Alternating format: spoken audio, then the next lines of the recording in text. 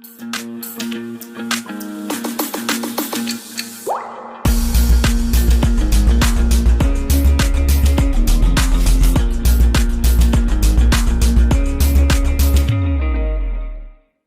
عليكم خوتي، واش راكم لاباس بخير؟ بزاف بعثوا لي الحصه تاع ديزاد نيوس البارح، ومام اليوم مازالهم يبعثوا لي قالوا لي ولدي حصه ناريه فيها اتهامات من حسين جنات الجمال بالماضي، ومعزوزي خلطها معهم، خلطها صاحبي شي زعما خلطها. قالوا لي هضر لنا على الموضوع هذايا، جيت نهضر في الموضوع هذا وجبت لكم الحقائق المغالطات تاع حسين جنات. ما نقولكش نكذبوا، ولكن مغالطات باللي جمال بالماضي هو اللي قال لهم لازم تسقوا الارضيه، وزاد اكد لهم بين الشوطين والارضيه هكذا تولي كارثيه، وقالوا له يا ودي ما سقوهاش كذا. دوك نخليكم تسمعوه، نجيب كاع الحقائق، راني جبت لكم كاع الحقائق باش لان انت كي تهضر هذه الهضره يا حسين جنات، الناس اللي ما تعرفش والناس اللي ما تبحثش ولا تبان باللي جمال بالماضي دارها بالعاني باش كيما نقولوا تبان الارضيه و راني جايكم اسمعوا.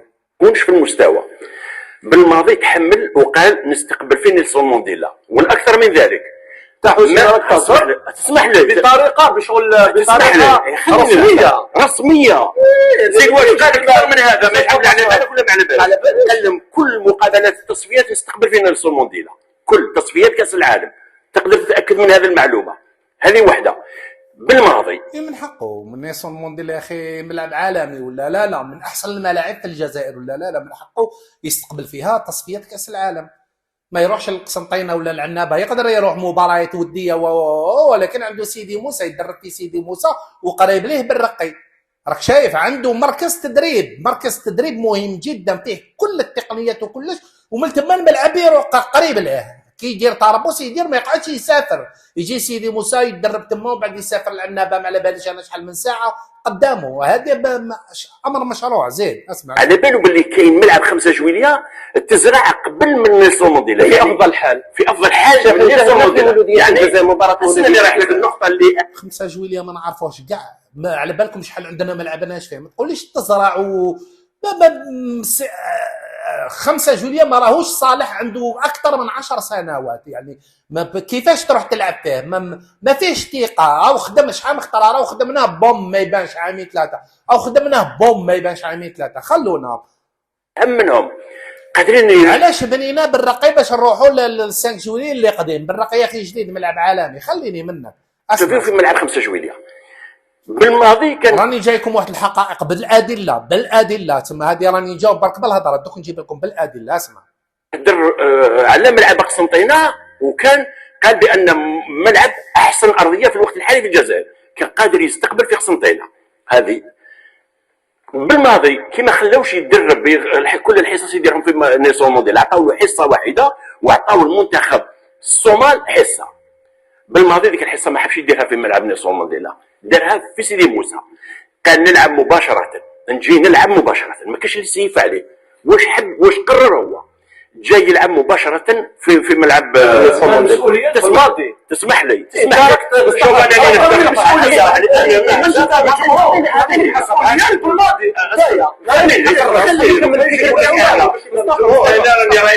انا رايح لك بكل الموضوع. تسمح لي المنتخب الصومال جاوا يدربوا في الارضيه وخرجوا خلاو الارضيه لا باس بها. تقدروا تسالوا حتى المشرفين على الملعب وعلى الارضيه.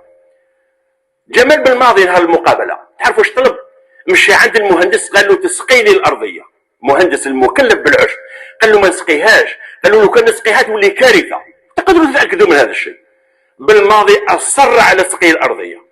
الاخر المهندس، خليني نهضر، المعلومات رسميه عندي، انا عندي معلومات رسميه.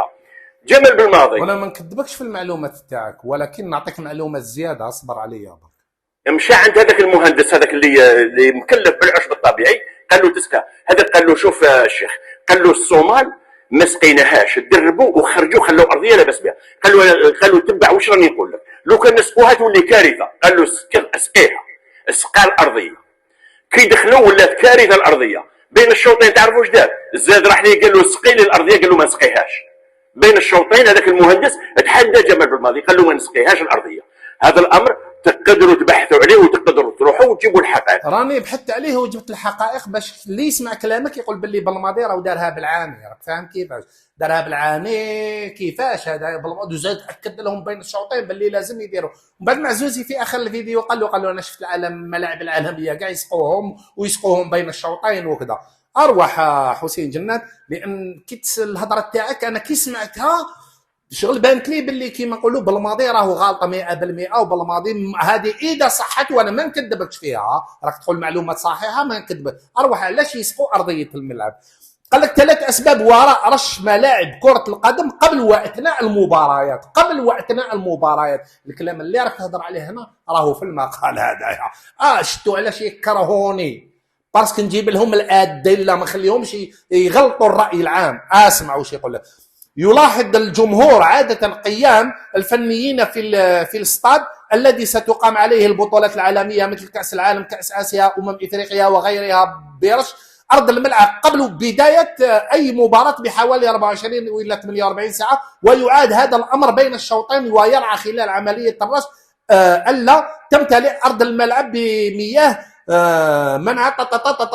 وش يقول لك اسباب رش ارض الملعب قبل واثناء المباراه. قبل واثناء المباراه اللي راك تتكلم عليها جمال بلماطي ما غلطش. اذا كان كلامك واش راك تقول جمال بلماطي ما غلطش، اروح تسمع علاش ما غلط. قال لك وفقا لما ذكر في موقع بينالتي هذه بينالتي فيل، فإن عملية رش أرض الملعب تتم وفقا لعدة أسباب، وهي على الترتيب: تقليل فرص التعرض لمخاطر الإصابة والكدمات والجروح العميقة. يعني بالماضي كي يطلب رش الملعب نتوما عندكم بزاف ما رشيتوش باش يشد الحشيش، باش يبان باللي الحشيش راهو شايد، لأن ما راهوش واجد للملعب. كي تسقيه وش يولي الحشيش يطير من بلاصتو، لان ما راكوش دايرين الحشيش، لان الملعب ما الارضيه راهي كارثيه، تسقيه كارثيه، ما تسقيش يولي محجر، وهذاك الحجر والملعب يكون يابس بزاف يكسر اللاعبين، يتقل اللاعبين، الكره ما تمشيش مليح، كي يكون مشمخ الكره تمشي مليح، كي يكون ماشي مشمخ يكون يابس، وهذا ياثر على اصابات خطيره. راه يقول لك هايلي تقليل فرص التعرض لمخاطر الإصابات والكدمات والجروح العميقة. قال لك الحفاظ على مرونة اللاعبين داخل أرضية الملعب بجانب عنصر السرعة. كي يكون الملعب مشمخ شويات تكون خفيف على اللاعبين يقدروا يجروا فيه، وإذا كان طين ما يقدروش يجروا فيه، إذا كان يابس ما يقدروش يجروا فيه، وإذا كان مشمخ بزاف ما يقدروش يجروا فيه. كاين نسبة تاع السقي اللي يعرف، وهذو عندهم تقنية فيها. قال لك توازن مستوى أداء اللاعبين أثناء خوض المباراة.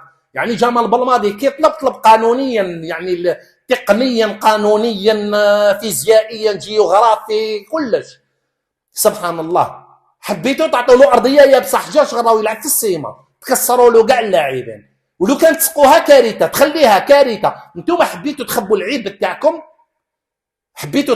تاعكم، باللي ما تسقوهاش وخلاص، خبيتوا العيب تاعكم وترموا اللاعبين الى الخطوره، ترموا اللاعبين باش يتبليساو، ما يهمكمش اللاعبين يتبليساو والكره ما تمشيش لان الارضيه ثقيله يابسه وكذا ومنه، يهمكم برك باللي الحشيش ما يطلعش من بلاصتو باش ما يمرقوناش. بالماضي كشفكم، مش كشفكم بالعاني، كشفكم حمايه عن اللاعبين، اسقيل الارضيه، انا ما نرميش اللاعبين على راسهم. زيد اسمع دونك تحمل بالماضي، تحمل اي واحد، ولكن ما نحملوش الناس اللي ربما خاطيهم، نروحوا نحملوهم المسؤوليه ونطيحوا عليهم. شكرا لك حسين. الان نرى راي مصطفى مزوزي في هذا الامر. رايي راك تشوف اللي كاين ناس عبالك يقدروا يقولوا مما ما صبتش المطر سي لا فوت بالماضي. انا نهضروا في الحقيقه، مانيش نشوف راني نحكي لك واش الصراحه. لا حقيقه تاعك هذا واش الصراحه، حقيقه تاعك هو يتكلم بالمصادر تاعو. لا المصادر تاعو هو يتحمل مسؤوليه كلامه، هو تحمل المسؤوليه جمال بالماضي، ونحى المسؤوليه لمسؤول العشبه. ما نحملوش المسؤوليه، انت ماشي هو، ما تحملوش المسؤوليه. سبحان الله. حسين دقيقه مصطفى هو يقول لك انا عندي مصادري هي اللي قالت هذا الشيء اللي حدث، هذا اللي حدث هو عبر مصادري. انت رد عليه على حسب المصادر. هو مازال جمال بالماضي يجي الجزائر ويدير ندوه الصحفيه، اسالوه على الكلام اللي راني نقول فيه لا صح ولا مش لا اسمح لي، انا واش نقول لكم؟ انت جبت مصدر لهذا المسؤول، هذا المسؤول يعطى لك ما تقولش اني جبت المصدر هذا. لا لا مسؤول، معليش وكان هذا المسؤول يعني يتحمل المسؤوليه تاعو يدير تصريح صحفي، ما يخدمش في اونوار.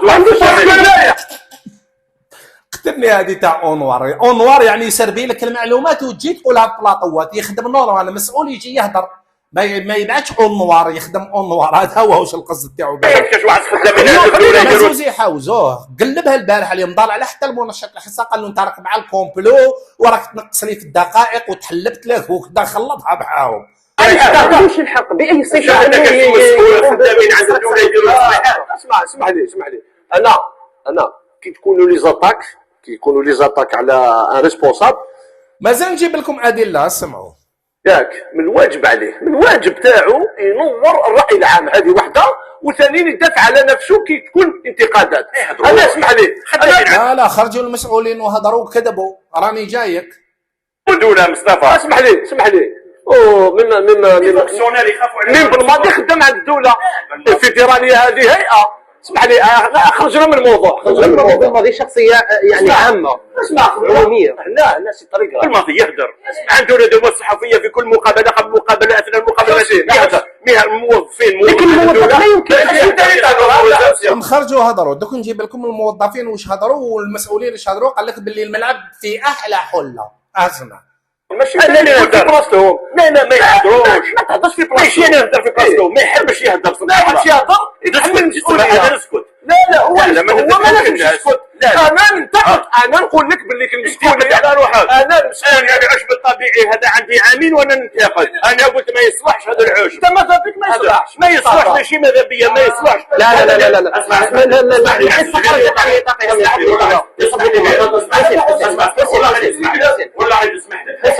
والله اسمح لي في هذا النوع. انا عندي ازيد من سنتين وانا نقول باللي هذا العشب ما ينجحش في الجزائر. قال له انت ماذا بك ما ينجحش. يعني هنا كاين امور واحده اخرى ويقصد مع زوزي وعلى بالو بها.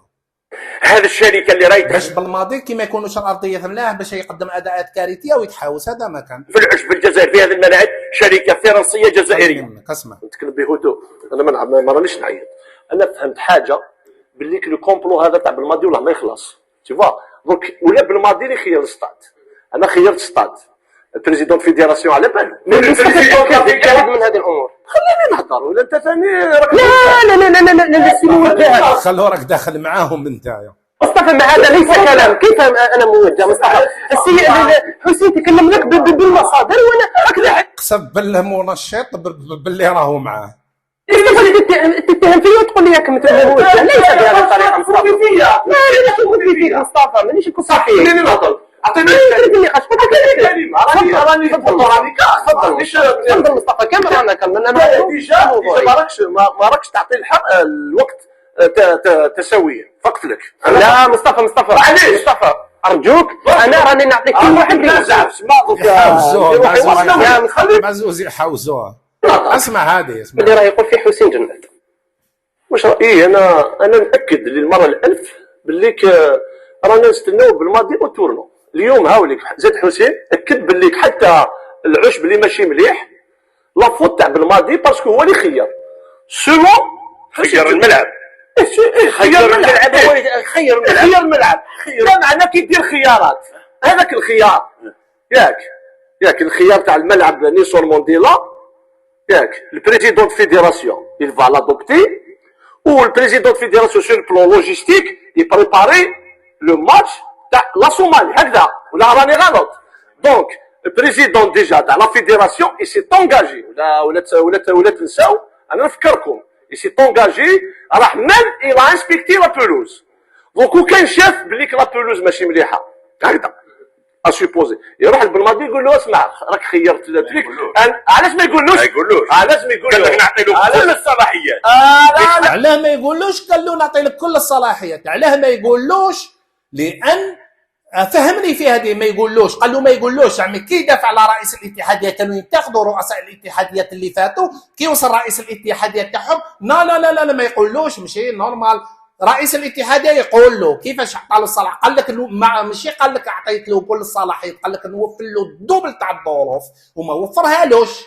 راك شايف. وزاد تكلم حسين جنات قال لك باللي المسؤولين قالوا بالماضي باللي ما راهش واجد الملعب وكذا، وصافي لونطو من اللي قالوا له. نجيب لك الدليل باللي اكدوا له باللي الملعب ترى الهضره تاعك ما فيها والو.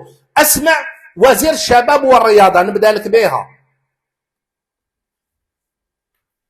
ملعب سيدي موسى اللي هو يعني هذه عندها شهرين أو تحت وصاية الاتحادية. نظن أنه يعني دابري القائمين عليه قال لك يعني من على أسبوعين يكون واجد. في ملعب ثاني اللي هو نيلسون مانديلا، نظن أنه يعني كان تعاود الملعب هذا من جديد، هو في يعني في وضعية جيدة. هو في وضعيه جيده منذ شهرين وكان كارثي، وقال لهم راهي في وضعيه جيده، وعنده تصريح في نفس اليوم اللي خرج في هذيك الدورات قال لهم باللي في اكتوبر يكون واجد 100%. زيد اسمع يا اخي العزيز حسين جنات، ما تدافعش على الناس، راني نجيب لك كيف فوق قالوا له واجد بالماضي، ما تقولش باللي قالوا له باللي ماهوش واجد هو خشم راسه يلعب فيها. الاستاد ولا الملعب اللي راهو فيه، ونظن انه يعني ما راهيش في حاله الملعب، ما راهيش في الصفه اللي راك توصفها، ولا نظن انه هذه شهرين اكيد نقولوا مثلا 5 جويليا ونيلسون مانديلا من الضروري انه كان لازم يتعاود. هذه يعني بكل لي سبيسياليست كاع يقول لك باللي هذا درنا فيه الالعاب العربيه، البراقي نفس الشيء، ولهذا تعاود. علاش ما نهضروش على وهران وقسنطينه اللي راهو في احسن حاله؟ ولهذا نقول لك انه من الاخر الشهر كل المنشات تكون في المستوى. سمعت لك انه من الاخر الشهر كل المنشات، من الاخر الشهر عندها شهرين، قال لك كل المنشات. اسمع من الاخر الشهر كل المنشات تكون في المستوى. ما كانتش في المستوى، خرطي في خرطي. اروح تسمع ليله قبل ليله المسؤول اللي راك تكذب علينا وقلنا مسؤول وحصلتوها في البلاط ليله قبل المباراه. تسمع بعد تدريب منتخب الصومال. اسمع أقل من 24 ساعة عن مباراة المنتخب الوطني كثر الحديث عن حالة أرضية ملعب نيلسون مانديلا. أنا نشوفها في أبها حلة. سمع كلمة عليها. السلام عليكم. يعني كاين الناس كما يقول لك في الجزائر أعداء النجاح، كاين جزائريين ما يساندوش ما يعاونوش حتى يعني لا كومبيتونس الجيريان. هاولي في الملعب، هاولي راك تشوف هاولي واش خصهم عملوا الصومال دارت لي دوكا داروا حساب ما شاء الله. قال لك الزبادي يعني ربي يهديهم، خاطر باش تبدا انت معلومه لازم واحد يكون عنده ضمير، واش ما قاعدوا يسيبوا دي زانتيري مسكا. حنا لا بالنا كاع واش كاين واللي من راهم يخدموا. حنا لا بالنا اللي من راكم تخدموا. هذه الارضيه ماذا بيا نطلب منا نطلب السلطات الامنيه تاعنا تاع الجزائر يفتحوا تحقيق يشوفوا هذا الملعب شحال سقى وشحال كان يسقى من قبل. انا نطلب داوي منا نطلب السلطات الامنيه كي جو في كونفيونس باسكو سون تري كومبيتون، فهم، يفتحوا لنا التحقيق ويشوفوا شحال كانت تخدم هاد لابيلوز وشحال تنخدم دوك. حتى الناخب الوطني بدا يرتياحه الكبير من حاله ارضيه ملعب نيلسون مانديلا. شفنا هذه الخطره على غير العاده، راه فرحان من لابيلوز تاع نيلسون مانديلا. كاين الناس اللي قلت لك عندها النجاح فرحان يكذبوا باللي بالماضي كان فرحان. هذه قبل المباراه. شو نقول انا ثاني بالماضي فرحان لان قالوا له باللي ما تكسرش راسك، الملعب راهو زبادي وما حبوش يسقيوه باش ما يبانش العيب تاعو وخلي اللاعبين يتكسروا. لو لونس ان ميساج منا يعني فو با يعني صافوا لي على لابيلوز. كاين ملعب في الجزائر، كاين الارضيه يلعب وين يحب. ها ما شاء الله الدوله دارت صافي اموال على كره القدم هذه.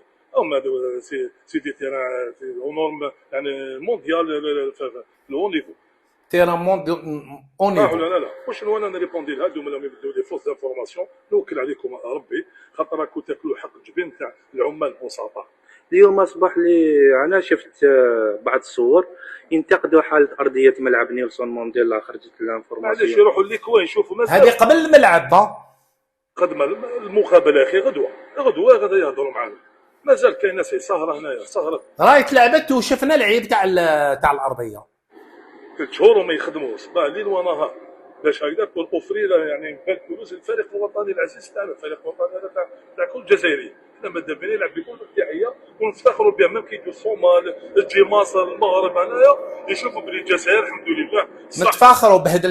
بهدلتونا ما افتخرناش، بهدلتونا. شفنا ارضيه كارثيه ورانا نشوفوا ارضيات كارثيه تبهدل.